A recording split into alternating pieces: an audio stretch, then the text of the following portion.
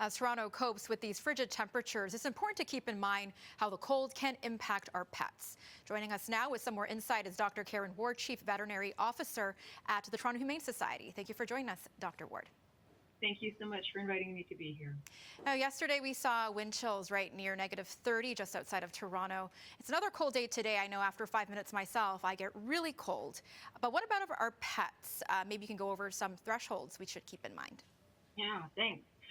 It's going to vary with the kind of pet that we have.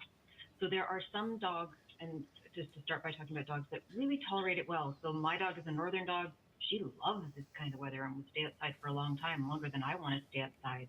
But if you have an older animal, a young animal, a smaller breed animal, a dog with like a thin hair coat or who has existing medical problems, those folks all may tolerate the cold much uh, more poorly than others do. So a little bit of it is going to be knowing your animal.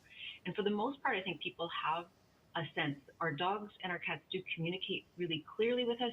We just kind of have to think in a nonverbal way of reading the cues that they're sending us. Any advice for exercising our pets Yeah. indoors? Yeah. Oh, yes.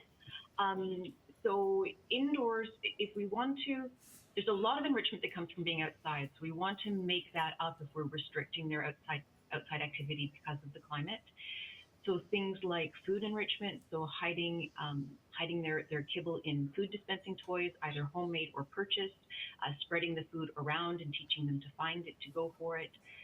Looking at doing some different training exercises. Training we always recommend is based on positive reinforcement, so it's really fun and engaging. A little bit of trick training, that kind of thing can be really mentally stimulating and engaging for the animals if their walks are being cut short. And we know that salt can also be a big problem for some dogs. What are some care tips that you recommend for them? If you can, some dogs, if you can train your dog to wear booties, that would be great. If you just go to put them straight on, that might be challenging, but there's a lot of different techniques that you can do to get them so that they enjoy it, just like putting on their collar and grabbing their leash. Toronto Humane Society has training classes that can help work through those things. So putting some kind of protective booty on is great.